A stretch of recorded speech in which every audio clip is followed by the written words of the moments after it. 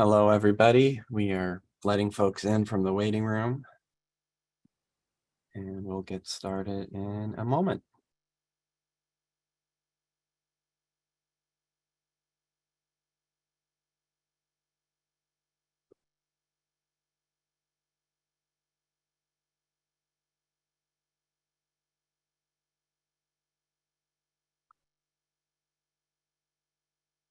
All right.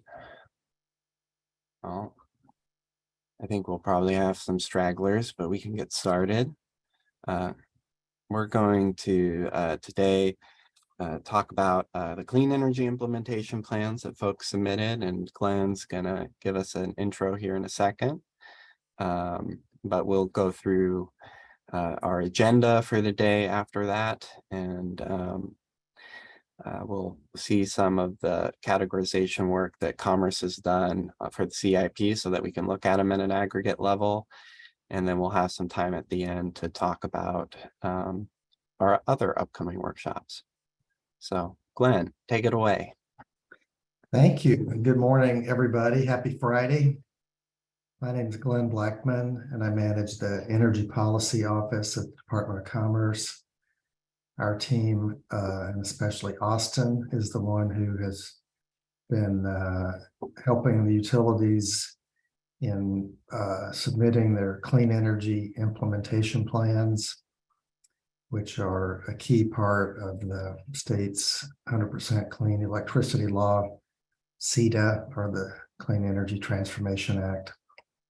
And we went through the first round of submitting clean energy implementation plans at the end of last year. So kind of the heavy lifting for the utilities was a while back now. But since then, Austin has been working a lot on trying to get a better understanding of the information that's being presented in there. These plans cover the first 4 years under CETA. It's a period when there are not, like hard targets, but instead objectives leading up to the 2030 standard.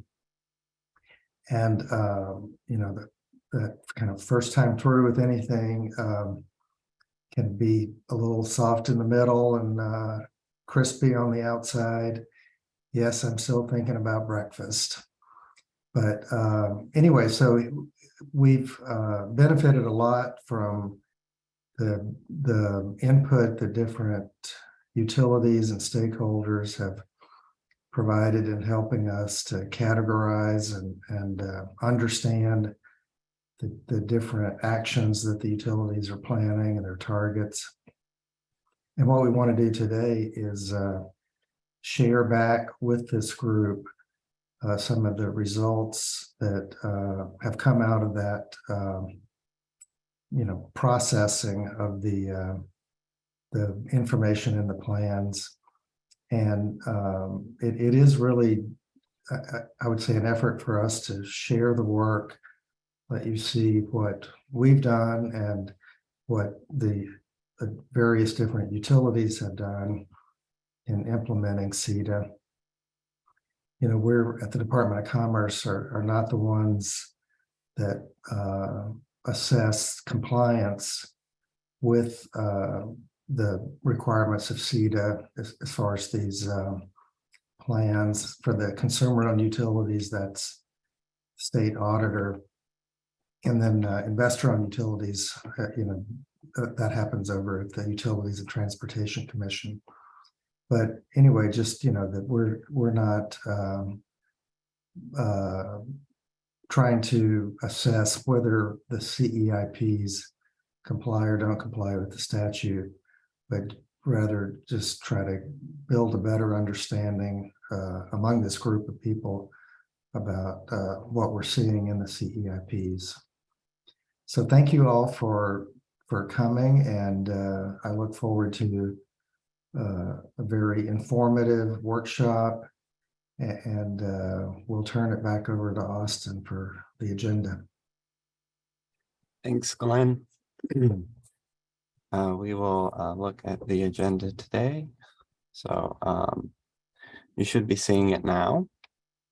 As Glenn mentioned, today we are here to talk about the clean energy targets and specific actions that folks have set out in their CEIPs and that we've been trying to better understand and summarize for you all.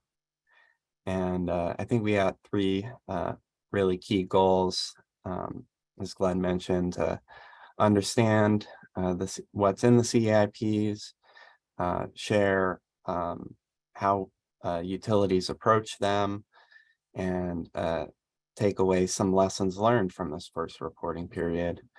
And that's our goals today. It's not to look backward, but to look forward at what we have learned from this process.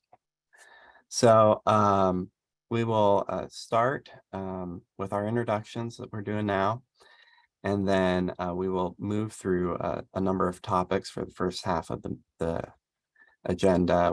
We'll start with asking folks to share how they approach the CEIP process. We put an Excel file out there, and from my conversations with utilities, that everybody kind of approached it a little bit different. So this is an opportunity to kind of share and learn from one another. And we will then go to talking about the interim and specific targets that were set, and then the actions that were set as part of the clean energy aspects of the CEIPs. We'll probably take a break there, if not before then. And then we'll move into a section of the agenda where we'll talk about the upcoming webinars. If folks have anything in particular they'd like to learn about the equity portions of the CEIPs, or how the utilities approach those, and take some lessons learned away from that. And then we will have an open time at the end if anyone has anything they'd like to share or ask of Commerce. There'll be some time, and then we'll talk about next steps. So before we move on, does anyone have any questions this time?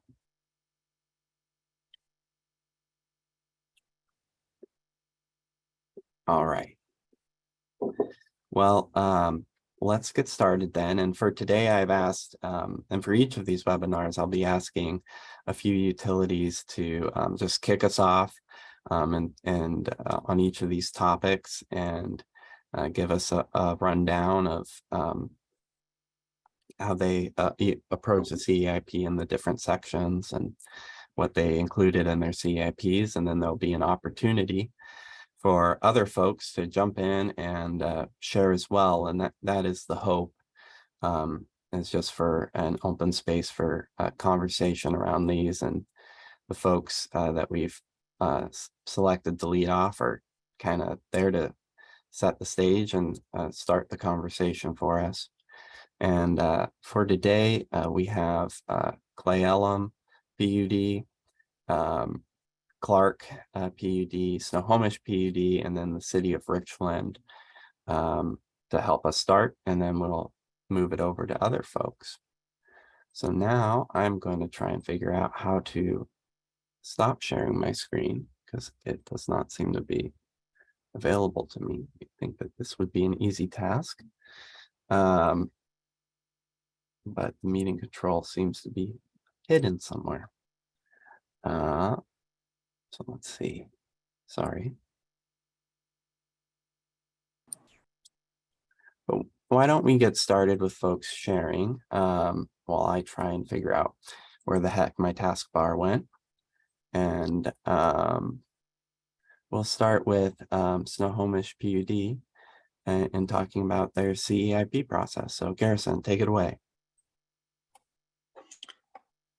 Hey, thanks, Austin. And I'm joined by Ian Hunter here, who's our transmission and policy analyst. I'm the senior manager of power supply over here at Snohomish. That's who we are. And did we want to introduce the other folks, or should we just launch into it? Austin, what's your... Why don't you launch into it? We'll introduce our other panelists as we go.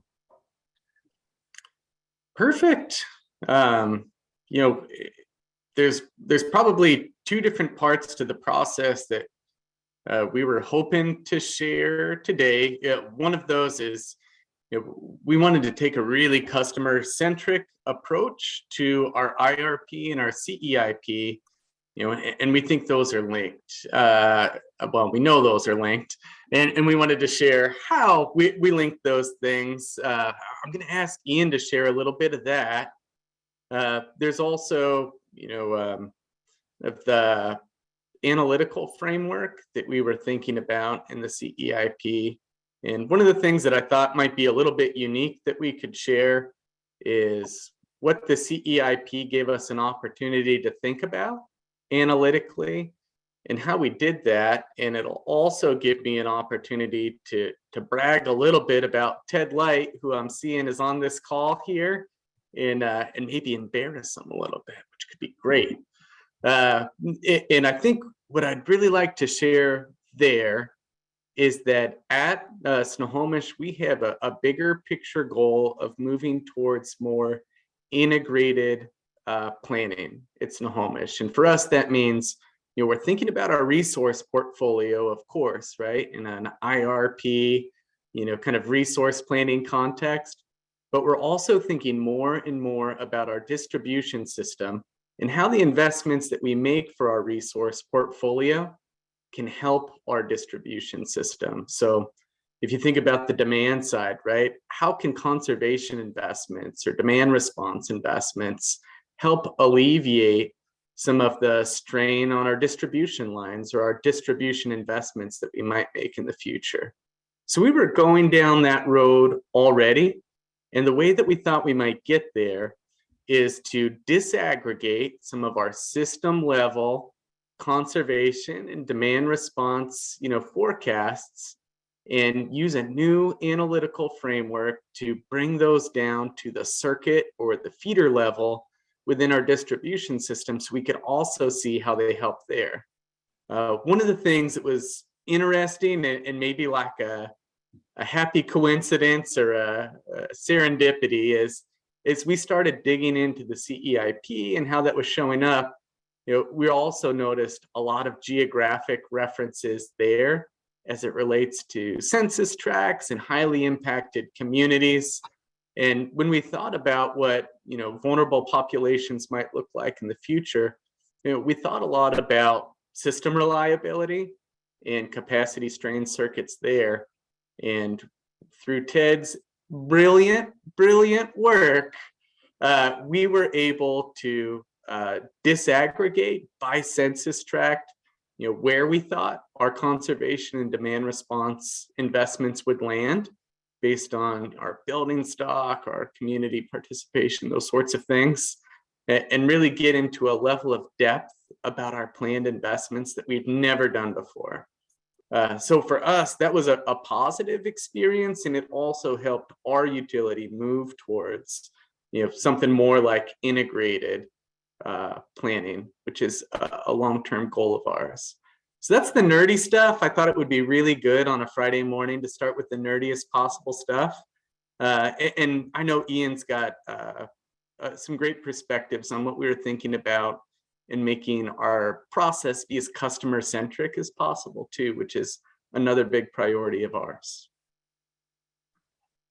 And I won't go into too much detail, just because the public participation and equity piece, excuse me, I'm just getting over a little bit of a cold, so a little bit of stuff going on here, but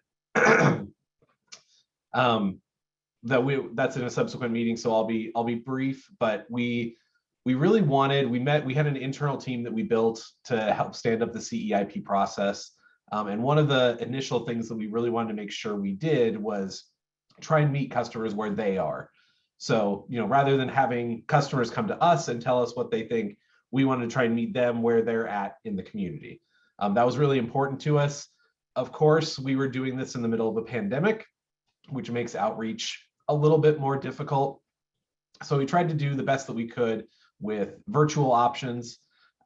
We had a couple of focus groups that we organized. We had an open house. So just trying to not only bring what we've kind of been working on in the IRP process, some specific actions that we had in mind. We wanted to recognize that we don't know everything in the universe of our customers' worlds. So we wanted to not only get feedback on the pieces that we had constructed, but also say, what are we missing? You know, what's important to you with relation to our energy portfolio, our transitioning into a clean energy world. And so those were kind of the outreach methods that we tried to adopt and make sure that we're, you know, hearing from our public and not just, you know, kind of doing a surface level, you know, tell us what you think, great, see you later. Well, that's great. Thank you, Garrison and Ian, for leading us off and summarizing your guys' approach. We'll move along our panel now, and I have Sandy on my screen next. Sandy, would you be willing to share a little bit about how the city of Richland approached the CEIP process? Sure, I can do that. Do you want slides now, Austin, or You can feel free to use slides, or okay. you just go for it. All right, I've got a few slides I'll share. That'd be great.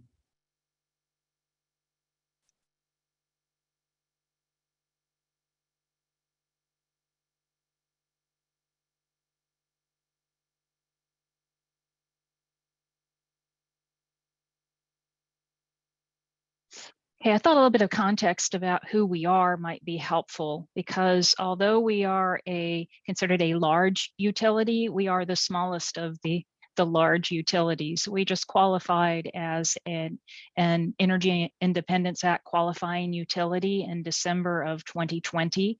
So we're in our ramp up period for qualifying for energy independence. Our first year of requirement is 2026.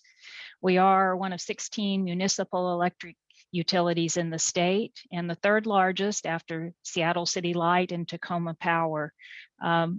Since we have about 26,000 customers, that's a pretty big step down from Tacoma Power to where we are. So we're very unique in that we have these big requirements, but we're kind of the little sister that we're just kind of getting into it. So I think we have a good perspective of what it's like for the smaller utilities needing to comply, and I'll get to that in one of my bullets.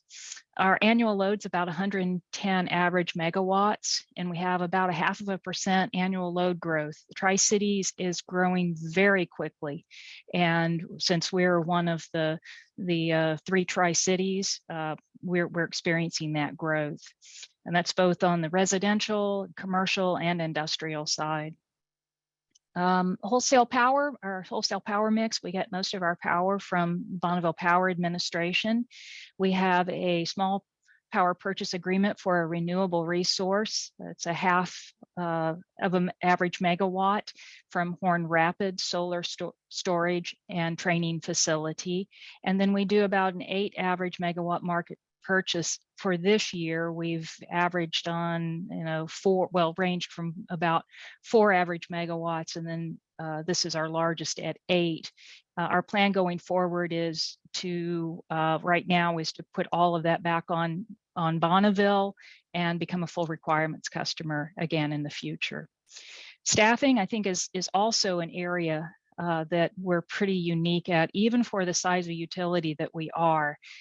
Our energy efficiency experts, many of you know Dawn Singer, who has been with us for 25 or 26 years, and she does more of the heavy lifting than any one FTE could do. She's great working with our customers, and she's partnered with Jackie Carpenter, who had retired and decided she loved the city and the work we were doing so much. So she came zooming back after 2 years, and they are quite the dynamo to get things done.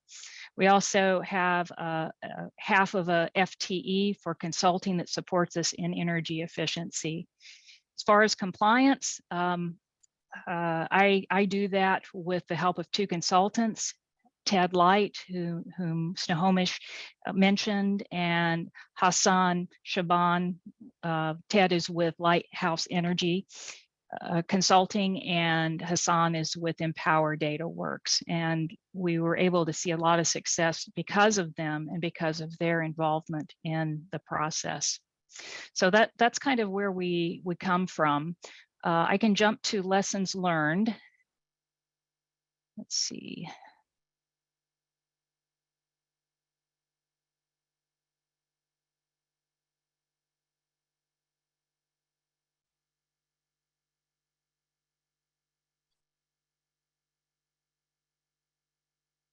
I'm not sure what you can see now. I'm sorry. We got Someone- your email, so we Oh, that's so cool. I love it when that happens. it happens. So Okay. there you go. Now we're back. Yeah, I'll just put it back here, and I won't put it back in presentation mode because I don't know where we might go with that. So solutions and lessons learned. We know typically we know we operate with no gifting of public funds. You know, working with our communities, we have to make sure that all of our ratepayers are benefiting the same from what we are doing. And the way that we approach many of our energy efficiency programs is that saving energy is good for everybody. And particularly with the vulnerable populations, the mindset, if we can help them, if we can connect with them and help them to save energy, then that gives them more financial resource to meet other needs. And it also helps keep wholesale power rates low for all of our customers. We do have limited capacity to explore, develop, and implement new programs. It doesn't look like that's going to change anytime in the near future. So our solution for meeting that is just to continue to prioritize, try to move the low value work off of our plates and be more efficient, and then continue the use of experts to help us with our programs. As Snohomish already mentioned, pandemic and short time frame. The pandemic was more of a challenge for us, and particularly the short time frame. We did our kickoff meeting in May, and we had our community engagement in July, and then we had our final draft in September. So that was really an accelerated schedule for us to try and get all of that done. We also had to do things virtually, so we couldn't do our typical face-to-face meetings and the roundtable discussions and open houses that we would normally do. So we just did it, and it seemed to work out really well because it was also a time savings where we didn't have to prepare a lot of materials. We could just hop on Zoom and work through questions to connect with the organizations that represent the vulnerable populations. This wasn't so much a lesson learned, but I think it's important to say, and I like it because one of our vulnerable population organizations said, hey, you know, the folks that we represent don't trust you. And it's like, well, how could they not trust us? I mean, we have Dawn and we have me, and we're very engaging. Well, we're also a government agency. And unfortunately, the kind of interactions that many of folks from vulnerable populations have is when we say, you know, you got a bill overdue or we're going to disconnect you. So that was sort of it wasn't a great aha, but it was like, okay, maybe we need to be thinking about this differently. So building trust with our customers one-on-one is important, that they have good interactions with us, and then partnering with our community organizations that represent the vulnerable populations is important. And then last, if you know me, you know I'm going to talk about the people, and that's our commitment that our employees have. They're very compassionate, they're creative, and we just have to keep looking for ways to do new things. And a setting like this is also very helpful because it stretches our minds a little bit, gets us out of what we would normally think as how we have to approach business, and be able to learn more. So I had other things, but let's see where we get to. And if we have a chance or you have questions following up, I know I just jumped straight to the conclusion, but I'd be glad to open this up and have discussion at the appropriate time. That's great. Thanks, Sandy. And we will be jumping from topic to topic. So I'm sure we'll come back to your slides. And I will stop sharing, I promise. it's elusive today, the meeting controls. But I have next on my screen Matt Abbott's from Clark. And Matt, I don't know if we have anyone else joining you today that I'm not seeing here. But Hey, good morning, Austin. Yeah, there's a few staff members from Clark on this morning, and once we get into the specific actions and targets, our power manager, Steve Anderson, will join and talk a little bit about some of those specific data points. All right, give me a second here. I'm just gonna share a screen. All right, well, thank you for the opportunity to present a little bit of information about kind of the Clark's strategy to develop our clean energy implementation plan. Like many of the other presenters, or the other two presenters this morning, you know, we looked at the CETA mandates and compliance obligations as mandates, but also as an opportunity to really engage and work with our customer base, especially those stakeholder groups that are really passionate about achieving these carbon reduction goals and objectives that the CETA statute has laid out. We also wanted to take very seriously the public engagement or customer engagement mandate within the CETA statute. So one of the first things we did as we were kind of putting together a strategy to develop this plan was create a specific CEIP webpage on our public website. So what the goal of this webpage was really to provide some specific details as well as a high-level overview of the different mandates that we face as a Washington utility. So we developed this webpage and also used it as a kind of platform to start that customer engagement process. So one of the things we did was link all the different customer submitted comments, their questions, and then the utility responses on this public website. So if we were to click this, we could go over to a summary of all the different comments that we received. And we would be scrolling for a very long time if I went through all of these, Austin. But we've got some really great questions from our customers, as well as suggestions. And that gave us some framework when we were actually developing the details within the CEIP. So for today's topic, I know we're talking about targets and actions. Like I said, Steve's going to be joining us a little bit later to talk about the renewable energy targets and actions. But I did want to point out on the conservation side of things, or energy efficiency and demand response, we too use some outside consultants. So Mr. Ted Light, who's on the call, has for a while now developed our conservation potential assessment. And because of the demand response category within the CETA statute, we also hired Ted to develop our first demand response potential assessment. That happened in 2021. The other thing I kind of wanted to point out that might be beneficial for some of the other utilities on the call is we, of course, completed the CEIP reporting template, that Excel file that was created and distributed by your team over there at Commerce, Austin. But we also created kind of a summary report document that summarizes all the different aspects of our clean energy implementation plan. And one of the ideas by having a more of a report was this is a document that we can take out into the community, present some of the information within it when we're doing different community presentations. And it's a little bit easier format to digest some of the complex concepts within the CEIP. So the report template very much mirrors the Excel template that Commerce built. So we have an introduction, we talk about the CEIP, and then we do get into our targets and actions. For now, Austin, do you want me to kind of pause there and we'll get into the specifics a little bit later? yeah, that'd be great. Thanks, Matt, for Okay. showing us this. And I will stop yeah. sharing as well. Send it back over to you. Matt had a lot better luck at that than Sandy and I in that running. So Tyler, you're the last one that I see on my screen. Tyler King. And I don't know if we have anyone else.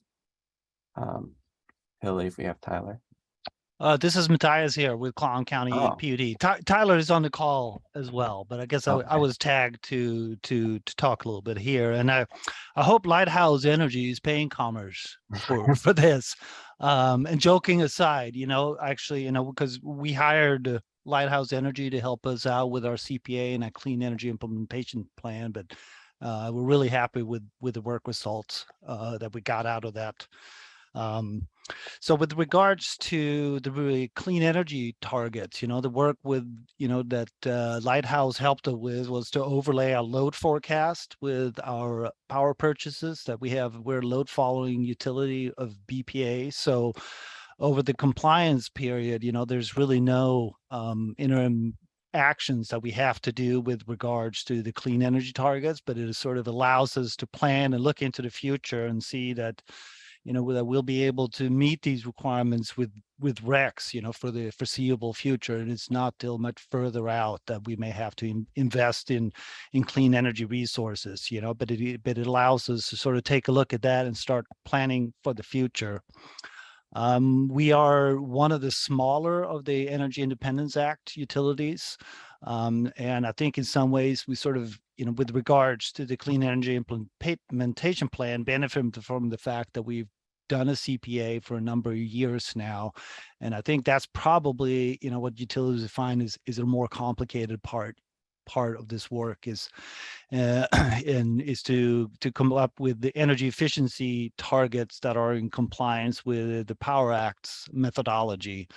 And in that work, I think the heavier work will be to figure out what your building stock looks like to have the right inputs, because my guess is that we don't have that detailed a look of our service territory. What we've done over the past years relied on NEA's residential building stock assessment, but because that's paid for by NEA, it's not done in such a way that the granularity to the details gives us an accurate view of our specific service territory. So what we've had to do is sort of look at neighboring similar looking utilities in order to sort of get an approximation of what our building stock looks like, at least in a way that's statistically accurate and significant. And because we've done the CPAs for a number of years and complied with those requirements, we get an energy efficiency target that we feel quite comfortable that we're going to be able to meet. With regards to the demand response programs, as a load following utility, we are able to buy capacity from Bonneville Power Administration, which is relatively cheap currently. So there's no cost-effective demand response potential within our service territory, at least not during the current compliance period. I think the newest part of the CEIP are the equity requirements in the plan. And for that, of course, we had a public process where we invited our CAP agency, Habitat for Humanity, and the 5 tribes that we have within our service territory to sort of have a conversation about the requirements of CETA. And with CETA being new to us, it's even newer to all of these agencies. So it's more of a process where we educate them about what the work that we have to conduct, and then the action plans that we got out of that, at least for the current compliance period, is mostly just to begin documenting where our incentive dollars are going with regards to our conservation program, so we can see how much money we're spending towards helping our vulnerable communities, or that just goes to regular customers, if you will. So for the current compliance period, we have an energy efficiency target that we're confident we're going to meet. And then we're just going to document where our incentive funding goes to see if we need to make some adjustments in the future. Perfect. Thanks, Matthias. That's very helpful. I'm going to unpin folks now. And open the floor to either questions for folks or things that you wish to share that were different than the way our presenters approach the CEIPs. So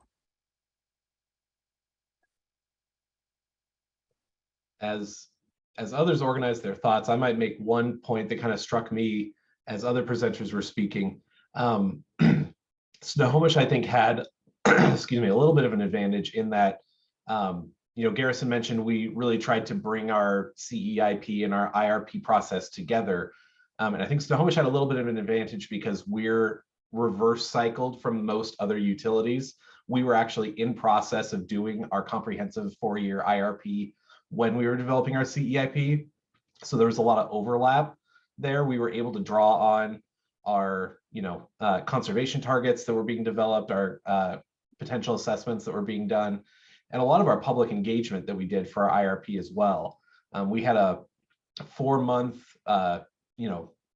visioning process that was public oriented for our IRP, and being able to bring all of those components into the CEIP so that we had kind of that overlap and back and forth was really helpful for Snohomish. it's good context. Thanks, Ian.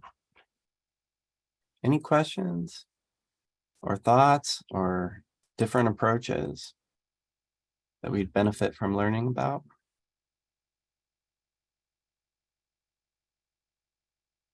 This is Craig from Okanagan County Electric. Can you hear me, Austin? I can hear you. I feel compelled to give a non I-937 opinion. So I'm listening to everybody talking about all the staff they have and how they have these great folks and teams of people working on this, and consultant dollars on top of FTEs. We're a 4,000 meter electric cooperative with a staff of 14, and just throwing it out, the process was not as easy for us, very burdensome administratively, and having the ability to bring on a consultant is something that's even difficult in our area.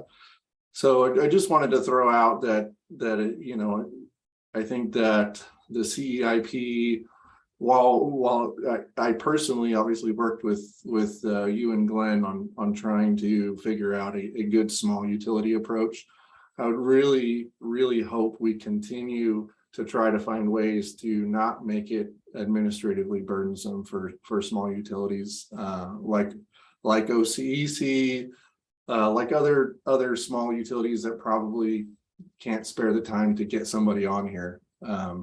So I just wanted to point that out and just say I do appreciate hearing from the larger utilities and how they approached it. But in reality, just speaking for OCEC, it was a one-person show. It was me. Yeah. So it's really difficult to pull away my time from running the utility to do these types of reports. And I just hope we continue to keep that in the back of our minds that the reporting needs to be right-sized for everybody. Perfect. Thanks, Greg, for those comments and for sharing. That's good things for us to hear as well as for others, and as we go through these discussion series, I encourage everyone to continue to keep that in mind and to be willing to share, the difficulties with the reporting process or challenges, pain points, that sort of thing. That's part of what we're doing here. So I appreciate it, Greg. All right. Well, anybody else want to have a comment at this point? If not, we'll scoot along, and I think I'll just share for context. I think most of the people on this call, if not everybody, has a good sense of where we are as a consumer-owned utilities relative to their target. So now you should be seeing a little screen that I have here, and we'll go through this today. So this is just a Tableau workbook here. Let's see, might be easier, where I've taken the data that we have compiled from the CEIPs and those Excel workbooks. And then what we've done is, or what I did was copy and paste them into a master aggregate file, and which was a pain point for me in the process. And this is what we're seeing, and we're going to continue to reference going forward. I highlighted a few folks here, those that were around the 100%, so those that jump up there. There's everybody's, right around that 90% mark, more or less. A little movement in there, but it's like 1 or 2%. I highlighted the City of Cheney Light Department because they're the one that kind of jumped out as who is that? And I would also a former Eastern Eagle, so I had to call them out and share that. And then we have our folks who are below the 2030 greenhouse gas neutral standard. And for those folks, there's a section in the CIP, you might remember, that had a description.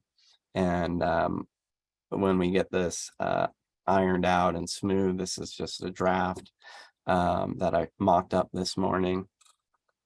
You'll be able to read the descriptions, what people put in their file for their answers. And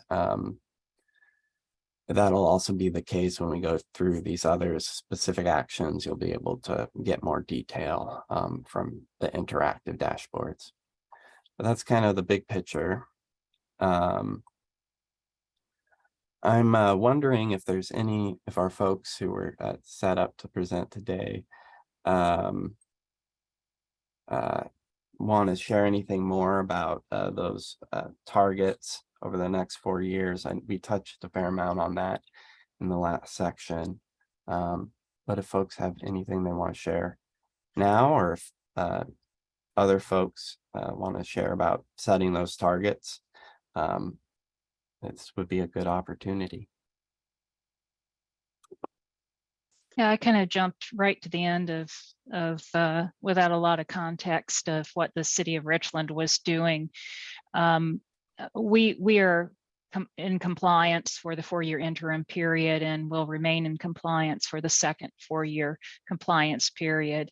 Our renewable and non-emitting resources are about 89%. All right, Sandy. And when we talked, you had mentioned that overlap with the EIA and how you guys were approaching thinking about getting to that 2030 target. Yes, that is one of the things that, and I'm sure, I guess one of the things I've learned also is that, we submitted the CEIP, and then actually while we were going through council approval, began thinking about some different approaches and how we could make it better. So we jumped into the work to work with our community partners right away. We began exploring some of the opportunities that we had there. But as we progressed, I saw in that, or someone else brought it to my attention, hey, if you comply with the 100% clean standard by 2030, then you'll be in compliance with the Energy Independence Act. And, looking at the numbers now, I see how that makes sense. But that's not something we considered when we were in the middle of putting our CEIP together. So we are planning to be 100% clean, emissions-free, renewable, non-emitting in the 2030 timeframe. We think that's going to be very beneficial for us. Yeah, for that, the 2045 standard. Yeah. That's correct. Yeah. And then also when we spoke, Ian and Garrison, you guys had mentioned thinking about setting your guys' target and how that went. Yeah, I guess I'll just share at the highest level, right? At Snohomish, we have, kind of a board climate policy. We have some other things, that kind of make up kind of our board and our community's approach to clean energy and carbon. But we'd never had an explicit clean energy target before. So CETA, the CEIP, they kind of gave us, kind of the reason, right? Kind of the framing to think about that. One of the things that, might be considered a positive policy outcome is that, our board and community did talk about the target that they wanted. And we did establish that we're going to try and be 100% clean the first year of the binding program, right? So that set up a defined trajectory for us that wasn't there before. So I think that's a positive piece. We're all kind of looking at the interim targets and, what does that look like? For us at Snohomish, we're a net exporter of carbon-free electricity. And so that's part of the context that, we bring into how we think about those interim compliance periods as well. Thanks, Garrison. And then Matt, or I'm not sure if we have someone else from Clark for this part, but you guys want to talk about your guys' approach? Yes, Steve, do you want to talk about our renewable targets? And I can share my screen with the CEIP pulled up. Sure. Yeah, I mean, we stuck out on that graph that Austin shared a little bit as one of the utilities that isn't going to hit 80% in this first 4-year period. And no secret, the reason we can't hit it is because of the River Road generating plant, which generates about 225 average megawatts, or near 30% of our load historically. Of River Road supplying 20% of our load, we need to reduce plant generation. And Matt's got up here what was our CEIP kind of document that we put together and presented to the public, and had a comment period and received quite a few comments on the document that we'd prepared. But what he's showing here is River Road historic generation, and like I said, it serves about more than 30% of our load over time. But Matt, I think if you go down to the percentages on page 4, oh, there they are. Okay, so these are our percentages that make up that 71% that Austin was showing in the 4th year. And so we've got the renewables, which is our wind project and our BPA purchases, and we've got non-emitting, which is just the nuclear piece. And in order to get up to 71%, we are going to start reducing how much generation we've got at the River Road generating plant. The only reason we go up from 65 to 71% is that we are assuming we're going to displace the plant an additional 2 weeks every year to kind of ramp down plant generation. And that's we've done displacement in the past just because it's economically the best choice to shut the plant down and purchase market power. But in this case, we're going to displace the plant with carbon-free power specifically, not just market energy. And that's how we kind of creep our way up from 65 to 71%. And we've looked out through 2030, and we're going to keep creeping our way up and meet that 80%, probably do better than the 80% target by 2030. We do have a new feature coming on at the plant where we're going to be able to ramp the plant down on an hourly or a diurnal basis so we can reduce plant generation. For us, it's all about, managing River Road. We also, since we're required to only serve 20% of our retail load with the plant, we've worked with Bonneville to have so that in the Bonneville contract, our resource dedication will be reduced by 123 average megawatts, and we'll be able to purchase more power from Bonneville. And that will help us increase the amount of non-emitting generation in our portfolio. We also are purchasing the output of the Box Canyon Hydro project starting in 2026. That will help increase, you know, how much carbon-free generation we've got. I think that those, you know, those are the main actions we're looking at is, you know, reducing railroad generation, getting more BPA power, bringing in Box Canyon, and slowly we'll work our way up. But, you know, 84% by 2030 is a good goal. I don't think we'll be able to get to 90% in any scenario by 2030. But yeah, we're just managing that gas plant and trying to reduce generation and work our way up. And hopefully, you know, get up to that 100% by 2045. We probably won't be here to work on that last 10-year plan, but somebody's going to have some challenges there. So for us, we're just taking it one compliance period at a time. Thanks, Steve, and thanks, Matt, for walking us through what Clark's doing. And Matthias, I don't know. I think you covered a fair amount of your guys' targets. Is there anything else you'd like to add? No, I don't think so. I mean, I can just repeat, you know, as a load following utility of BPAs, we already get 96% of our power from non-emitting or from clean energy resources. As an I-937 utility, we already have long-term contracts with RECs, you know, and we're assuming with the 2030 targets and beyond, we'll meet those with RECs. So it's not until really 2045 we need to have contracts in place to have clean power. So we have a bit of a planning horizon to work with there. And so there's no actions needed for us during the current compliance period. Great, thanks for sharing. Does anyone else want to share or talk about this part? Either our, you know, small utilities or any of our other folks who are below that 2030 standard right now.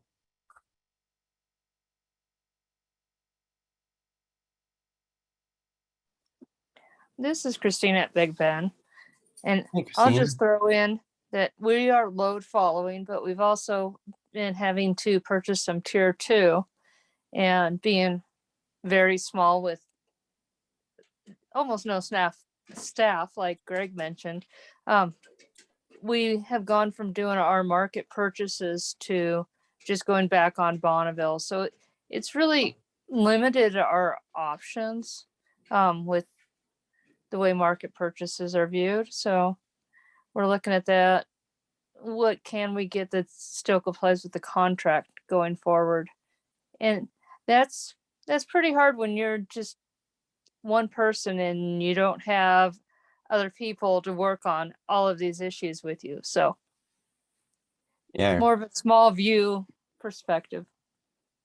I appreciate it, Christina.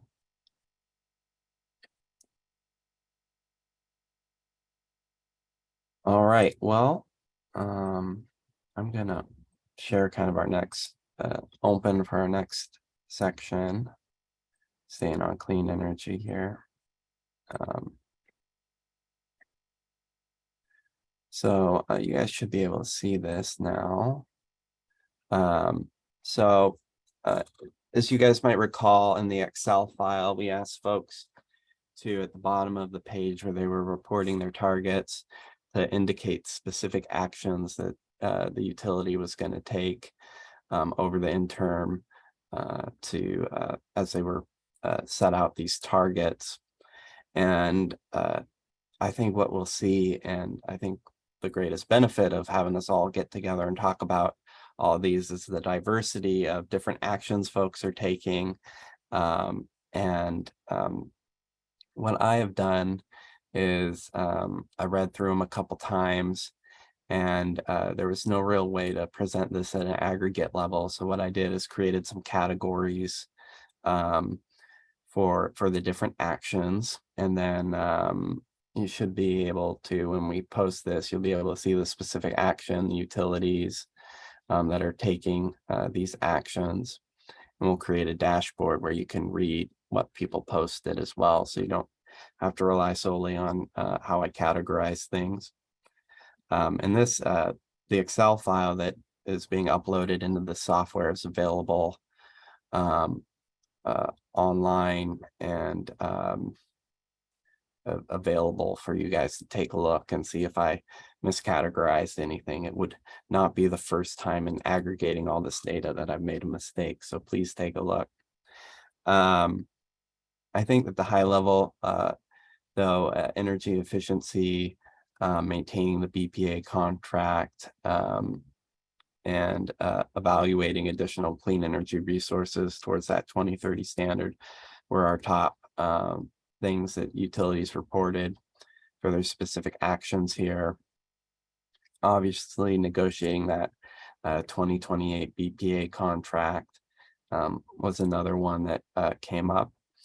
Also, a lot of folks mentioned evaluating demand response as something that they were interested in doing. And as you can see here, I've taken the utilities and categorized them by their BPA contracts. So you can see that as well. Because for our small utilities, which we have a fair amount of them, and consumer-owned utilities that are load following, so and they share a lot of the same characteristics. So, anyways, happy to take questions on this and feedback afterward or now, but I want to give time for our speakers to share their work, but that just kind of provides a view into everybody, what everyone's doing. So my Yeah, Austin, this Sure. is Steve from Clark again. One thing we included in our write-up was that we had signed a letter of intent to take a look at a small modular reactor and explored an opportunity there. We've since left that effort, and nothing really came of it as far as resource development goes. But it's not really clean energy, but it's non-emitting energy. So a little different than maybe what's on that graphic there for clean energy. And maybe in our next CEIP, we may not have anything on that, or maybe we'll be looking at another non-emitting but not clean energy opportunity. So we've already had some movement on that, kind of in a no action front. And now we've been talking more to solar developers, and we didn't have that in the CEIP. So I think we're moving more towards solar and off of SMR, and at least in the near term. Yeah, thanks for sharing that, Steve, and we'll look and make sure we got that categorized correctly. And also, I think that's a great example of where you set out when you sit down to write the CIP and thinking something might happen here or there, and then it doesn't, and that's kind of the process. And so when we do the look back here in a couple of years, like what you just summarized, then I think that it's great. So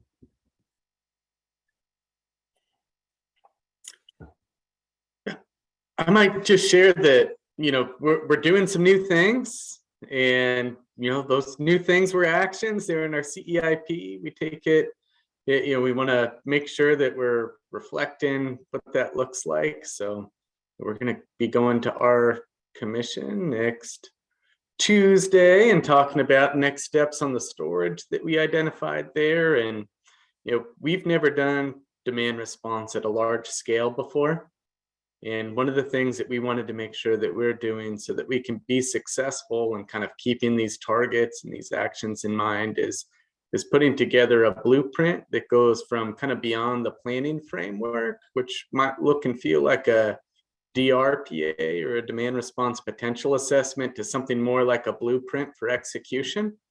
And so we're real-time inventing what that plan looks like, and then we're starting to roll out the process for that. So maybe what's interesting is the actions that we've identified are kind of having these ripple effects of, well, okay, now how do we do those things? And some of these are new for us at the scales we're thinking of. Thanks, Garrison. Sandy, you got your mic off. I do. And I wanted to share what our specific actions are.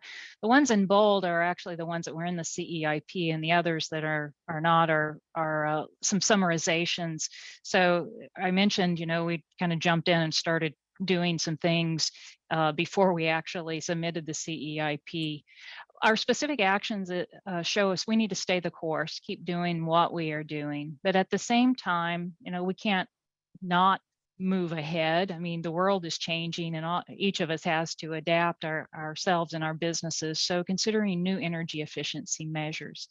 And we're using a tool that is helping us look at the not only the cost effectiveness of measures, but determine should we be incentivizing certain measures more than what we presently are just through the BPA energy efficiency incentive program.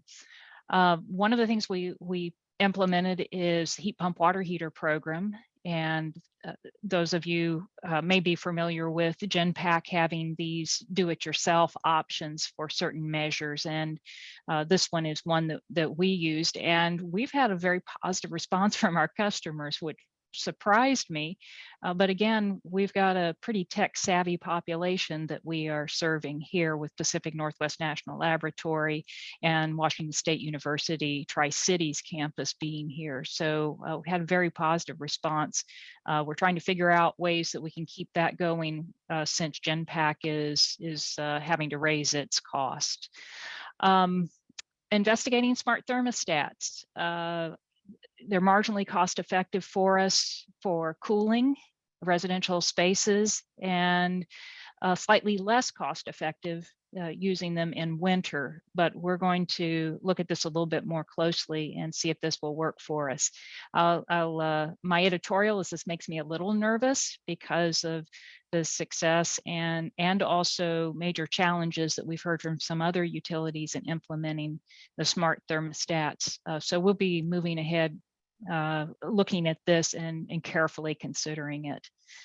Our distribution system demand voltage reduction is something that we've been doing for about 5 years. We were part of a BPA and Energy Northwest pilot program where we were taking signals of when to reduce load. And so we had one of our substations that we just lowered the voltage on, and that has been successful. We've continued it.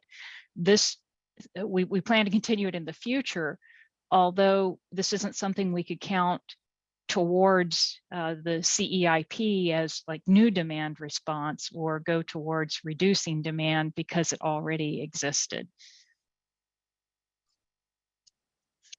Other actions. This one is concerning the assistance to vulnerable populations. I mentioned creativity earlier. Something that we implemented was with our low interest loan program. We haven't been able to help our manufactured home owners, and we have about 700 manufactured homes in our service territory, and many of them will call and say, hey, my heat pump is broken, or I've got these other issues, and we haven't been able to help them. And many of these folks are also low income. So we implemented a $5,000 unsecured loan option. Unsecured, of course, we couldn't put liens on manufactured homes under state law because these are not, they're considered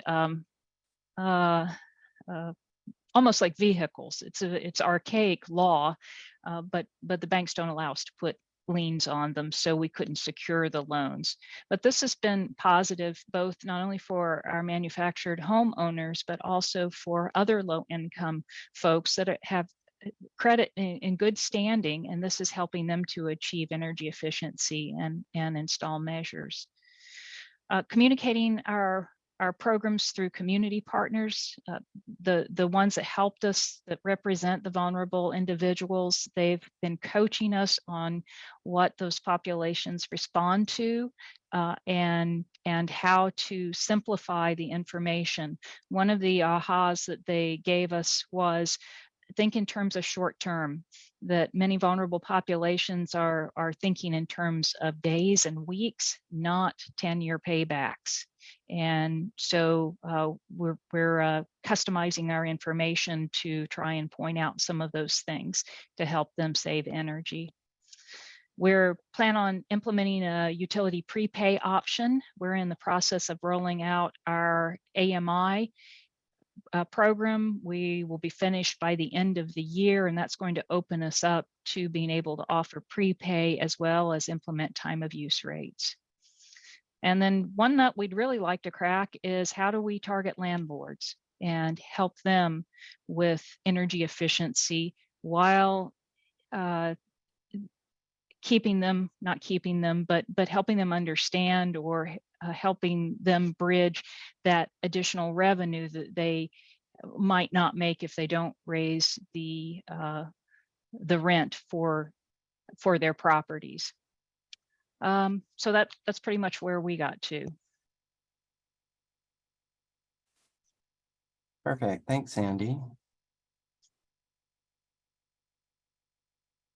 Clark, do you guys? Yeah, Austin, I might. Yeah. Yeah, I was just going to add maybe a little bit of perspective around some of the actions related to conservation efforts and demand response efforts, because something Sandy said kind of resonated with me, and I think the approach we've taken here at Clark. So the CEIP certainly provides an opportunity to build on, what we've historically done quite well as public power utilities in the state. So energy conservation, for example, but also to kind of rethink about how we're approaching those programs. So as an example here at Clark, we have a long history of meeting our conservation targets that are identified in our CPA, but we've really started to look at conservation measures and try to identify those that provide not just the energy savings that we need to achieve, but also some of the demand relief or capacity value that these measures can provide.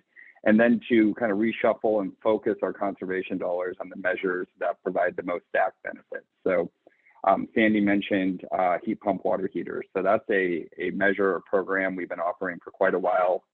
We're currently offering a $500 incentive for our customers. We're going to increase that to $700 next year because it does provide a lot of capacity value for Clark Public Utilities that tends to be short in like winter mornings, for an example. So if we can reduce the load during those winter mornings, which certainly residential water heaters play a big role in, that's going to help us on our carbon reduction efforts too, because that means less often going to market, buying unspecified power that's generally produced by natural gas power plants. So that's an example of kind of how we're starting to change some of the approaches within some of our, longstanding programs like energy conservation. And then I did also want to mention quickly on demand response.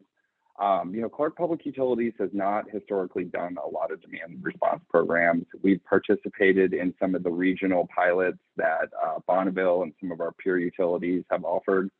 But as I mentioned, we did contract our first DR potential assessment with Lighthouse Consulting in 2021, and did identify a couple measures that we think could be cost effective for us. Now, we don't yet have AMI or advanced metering here at Clark Public Utilities, but that is an action that we'll be rolling out over the next few years, which will, I think, create a lot more opportunities to introduce demand response programs. But between now and the time that we have AMI, we do want to try to learn some lessons, because we know DR is going to be really important to focus on as we're trying to hit these aggressive targets in the CETA statute. So one of the things we're looking at more in the short term is we're seeing really robust adoption of electric vehicles here in Clark County. And we've been building out kind of a pool of customers who have been collecting our incentive for a level 2 charger that has the ability to connect to the internet. So we feel this is a space where we could start introducing load management or demand response programs, sending incentives and price signals to getting customers to charge up those EVs in the overnight light load hours, reduce the peak demand, especially in like summer afternoons and early evenings, do it in a cost-effective way that actually increases customer satisfaction. EV owners tend to be pretty savvy consumers of electricity and understand some of the complexities of our industry, and they really appreciate those types of programs. So just wanted to give an example of something we're going to try out with demand response without having, really that automated or advanced metering infrastructure that allows for more broad program development. Thanks, Matt, for that, those details. It's always good to hear the considerations of demand response and EVs and the difficulties there, as well as the opportunities. And I have a few slides we'll go through that kind of show where the utilities are at a broad level, but to get those details is really helpful. Thanks. And Matthias, do you have anything for us? Well, I think I already mentioned that we didn't have any cost-effective DR potential within our service territory, but with that, we're actually, we don't want to just sit around and rest on our laurels. And so we're in the middle of AMI deployment that, it's going fairly slow because we're doing it in-house. So we're probably 3 years out or so from full deployment, but the plan has been all along to move to time of use rates. So customer service organization want to send the price signal to our customers that better reflects our rates. So our interest in time of use rates predates these requirements, but in future CIPs, I'm sure that will be incorporated and discussed further. And we also have talk about perhaps doing a small demand response pilot on some water heaters within our own facilities during 2023, just to sort of test that out and get some experience with it and start building relationships with vendors with ideas to perhaps a larger pilot, next before we go full deployment, but we foresee, some kind of need for that, in the future. And as hens, we want to learn as much as we can. So we're better prepared in the future. Yeah, thanks for sharing. Any other folks? I've got a few more little visualizations I can show for what it's worth on the specific actions, but any other perspectives or thoughts on the specific actions or things that people identified? We can go back actually to the screen I shared here on specific actions, and just highlight that there were some that, around community engagement here, which we had some discussion of. Customer benefits survey from Grays Harbor. Unfortunately, Grays Harbor couldn't be here today, but there's different programs and things that people are thinking of. And so definitely take a look at that Excel document, and I'll post this draft version online for people to look at. It'll be, I'll post it with this meeting so people can take a deeper look. But any other thoughts?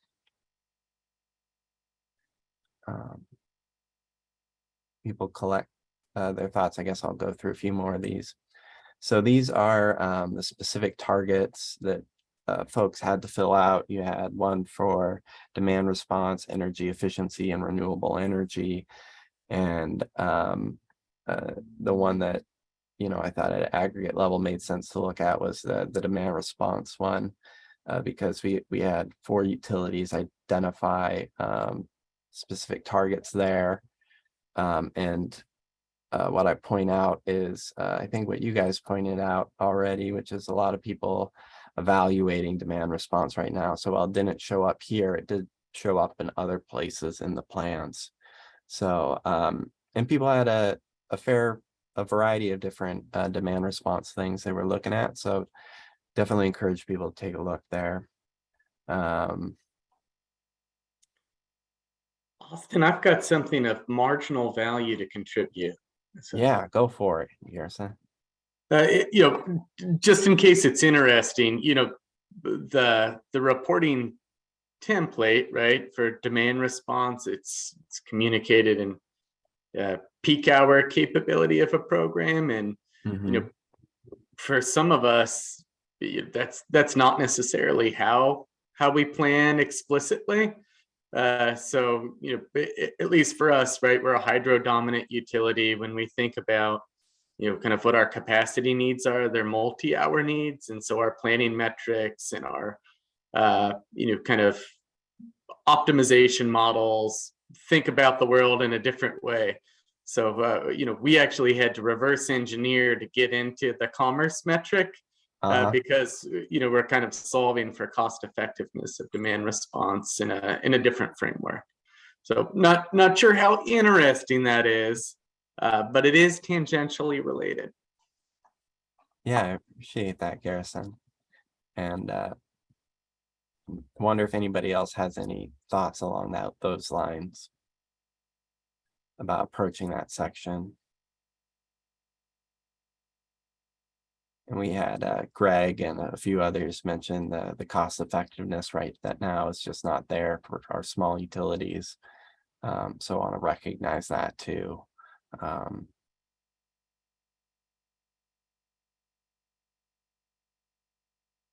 All right, well, we can keep going. So here's just the count of specific actions. I thought I would just break this out a number of different ways. Like I said, it was just, I did this, I actually did it a night or so ago, and I had some health things come up. I didn't sleep well, forgot to save it, and redid it this morning. So it's a draft. That's the way things go sometimes. But we see here, I mean, most people had 2 or 3 actions that they identified among these. And, I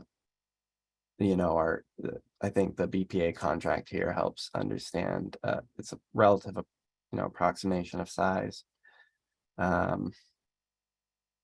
not perfect.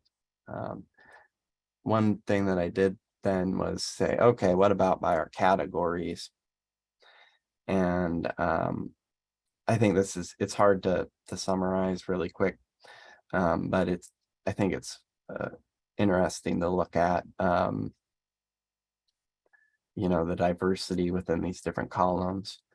You'll also notice as I did this morning that here Mason County reported 2 in the same category for maintaining BPA contracts, and it's like, that's not true.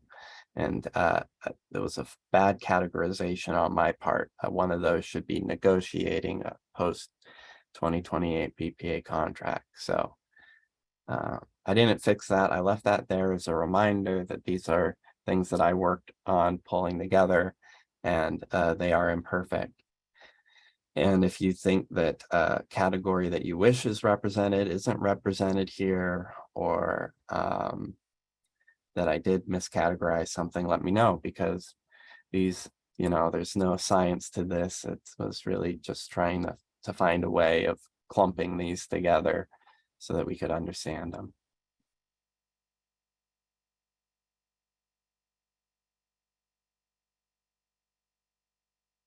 And then for what it's worth, like I said, the hope is to get these in a dashboard format if they're useful. And then we would have the more Excel format where you could go in and read what people put into their specific actions. So this is the utility. This is the category I identified for these specific actions that were proposed. And then here we've got the text of what was written for them, the descriptions.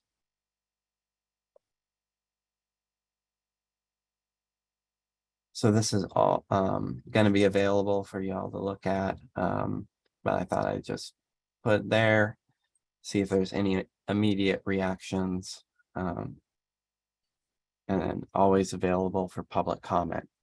We don't say that during rule makings, but we are always open for public comment. So,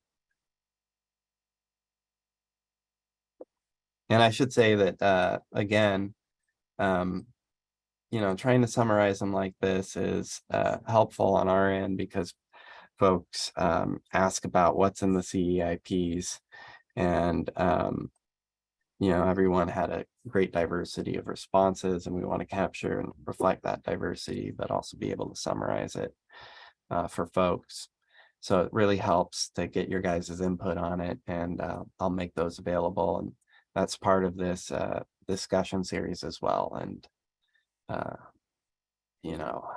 trying to get that wrapped up. So. Any questions or comments at this time?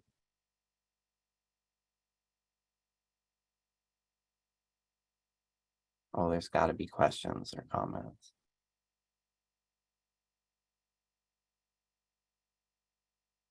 If not, why don't we take a 7-minute break? So we'll regroup at 10:30, and our agenda, so you recall, is to then talk about the upcoming workshops for our equity focus areas of the CEIPs. And I'm hoping folks will share a little bit about, what they're interested in, what were struggles that they encountered thinking about these things or reporting these things, and what they would like to learn from talking about all those different things. So across the utilities. So we'll get together and talk about those. I should say that I should give a moment for our speakers. If they had anything else they would like to add to what they shared. I know some of you prepare presentations, and I don't want to cut those short. If you had something else to share you think would benefit the group.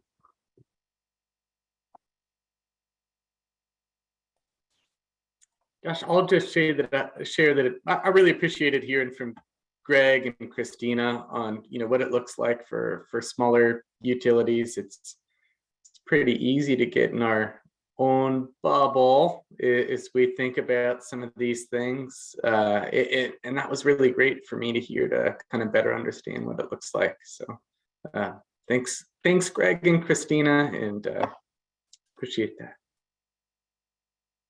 Definitely. Sandy? Well, one of the things that I benefited from is the side conversations we were having with other utilities and the different organizations that different meetings that we were part of. And some of that's griping. Some of it is okay. A lot of it was griping.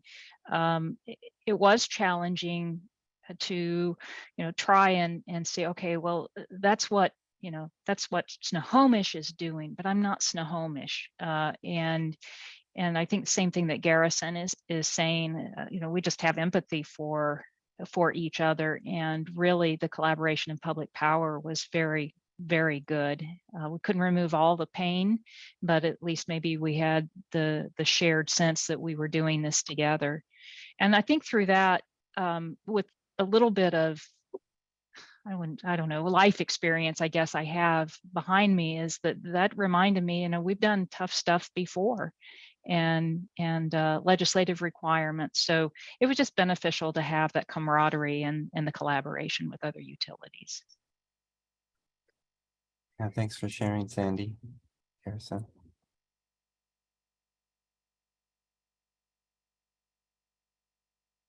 We got Steve off camera. Steve, you're off camera, but we can't see you. So I don't think anybody else have anything they want to share? If not, we'll increase it to 9 minutes for our break and come back at 10:35. So see y'all then. Thank you so much.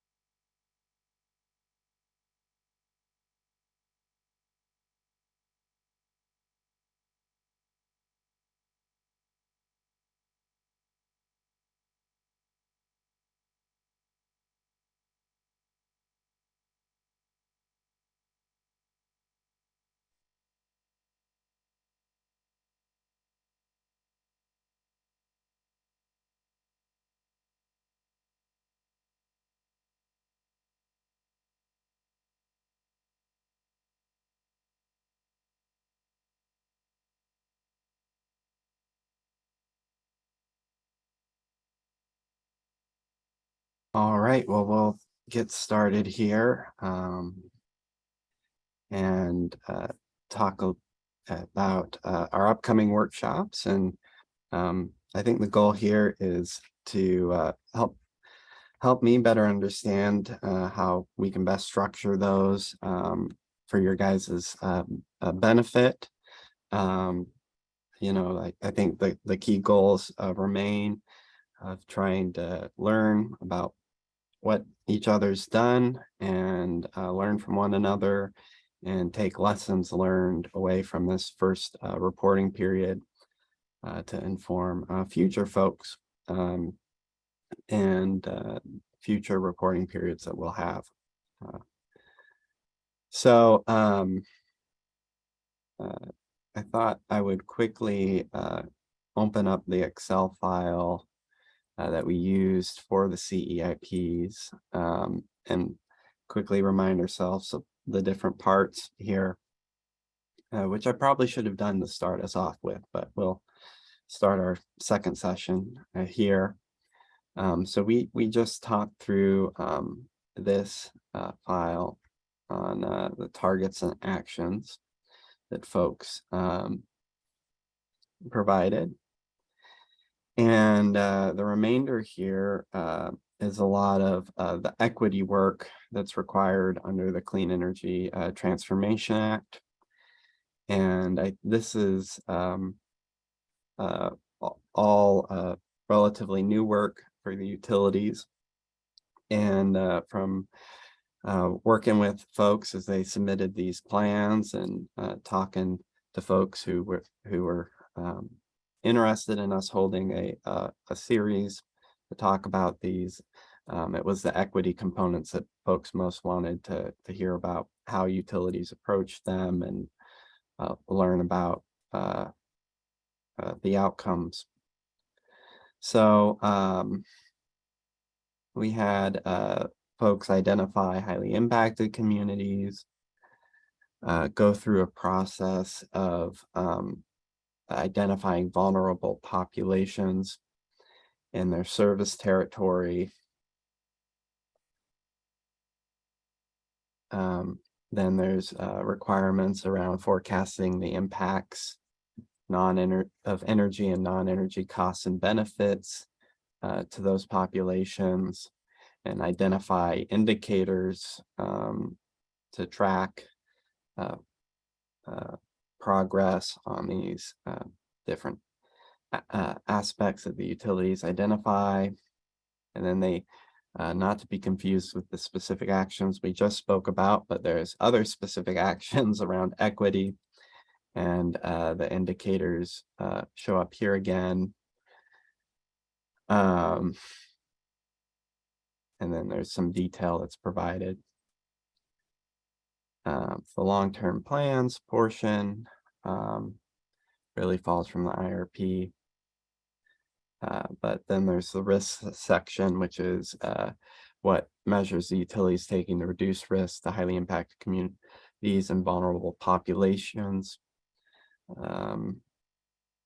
Public participation, provide a summary of the public process the utility conducted, and those are the main parts. The rest are kind of nobody submitted anything for alternative compliance options. So that's a high-level reminder of what's up for discussion. And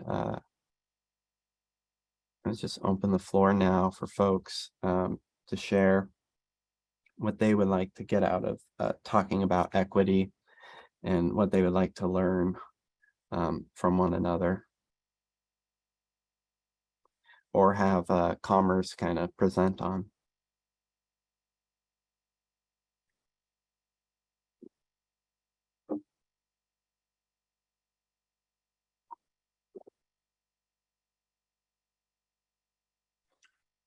I'll get the ball rolling for us, if that's okay. You know, I guess there's a lot of different ways it could be approached, right? And part of the point, right, of the public process was to have the individual communities, you know, identify the vulnerable populations within that community. And so I'd be interested in kind of looking at, how similar or different, was that response across communities, and what might we learn from that? And I think part of that might be, how do you engage the community and ask the question, and what were the results of that process? And we're always looking to do more and better out here, and we could probably stand to learn a lot.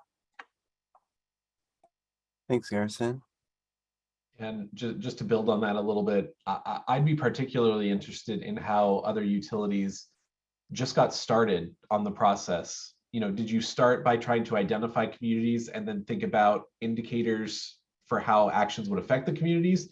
Did you start with indicators and then build communities based on how those actions are affecting the community in different ways, and identify groups that way? Kind of, where's your starting point in the process, and where do you go from there? Because you can make arguments that either, there's several approaches you could take, but I'd just be interested to know how other utilities did it.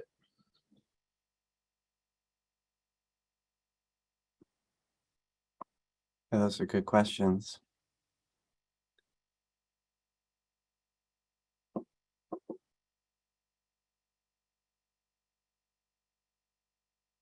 Austin, I might jump in with a little perspective. I think one of the things the team at Clark Public Utilities, and it's certainly a lot bigger than just Steve and myself. We've had a lot of support from our communications department in developing this work. But one of the things I think we'd be interested in learning regarding kind of the equity mandates and sections within CETA is, the balance between the actions for these demographics with regards to, is there going to be a focus just on energy assistance programs, bill credits, that kind of thing, or more of a focus on, maybe targeted energy conservation or a targeted lower income community solar project that will provide ongoing benefit. Here at Clark, we're trying to weigh the cost of the different approaches we can take to reduce energy burden for our customers who are in that situation. And it would be really helpful and valuable to learn what some of the other utilities are doing and how they're balancing the different approaches that are out there. Thanks, Matt. Yeah, and like I said before, maybe we got some things in the chat here. But I think be useful to talk to about like the pain points, or what were some of the struggles, and or questions you had going through the process, and what would have been helpful to navigate that.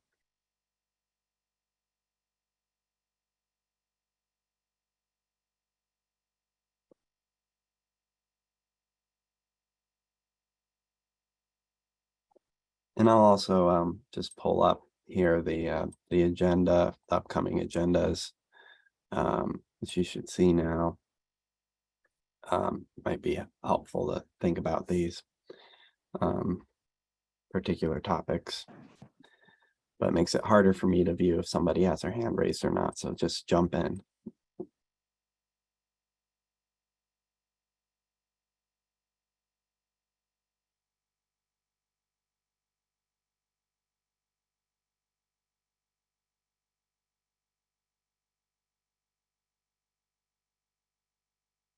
But there was a utility that was talking about their process. This was early on in the CEIP process, and they were a little skeptical that the actions were going to actually matter. Like it seemed like this was going to be just a administrative exercise or something. I'd be curious to know if folks feel like the actions, like this process, is actually going to make them do something different, and that the outcomes after, the equity outcomes are substantially different than, had this not been included as part of the legislation. I'm really curious. That comment must have been a year or so ago, just sat with me, and I'm curious to know if how other folks feel about that, like the true impact of this being this requirement. Yeah, and you cut out at the beginning, right? Oh, I'm Affiliation. Almaz with Tacoma Power. Okay, perfect. Thanks, Almaz. Mhm. That's a good one. Another good question.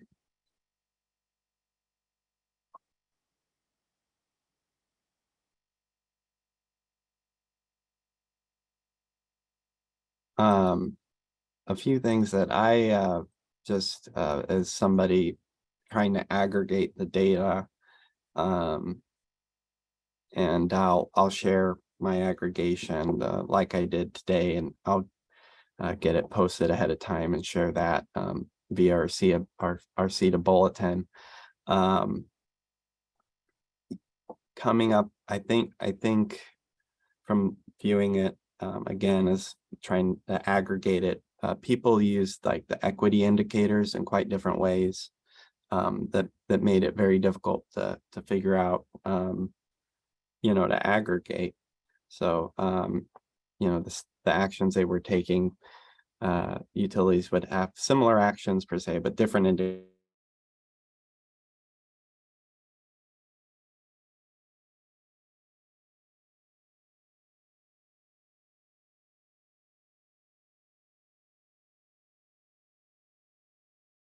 Struggled with that, would be something of interest to me.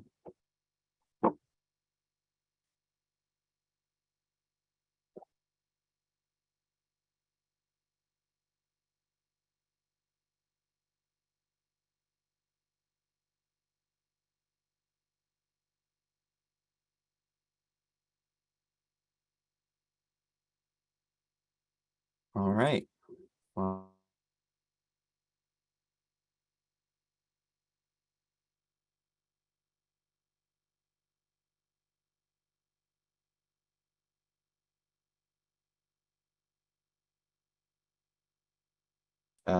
you thought it was useful to lead off with a couple utilities. Um, and if that structure worked for folks, we can give a thumbs up or put a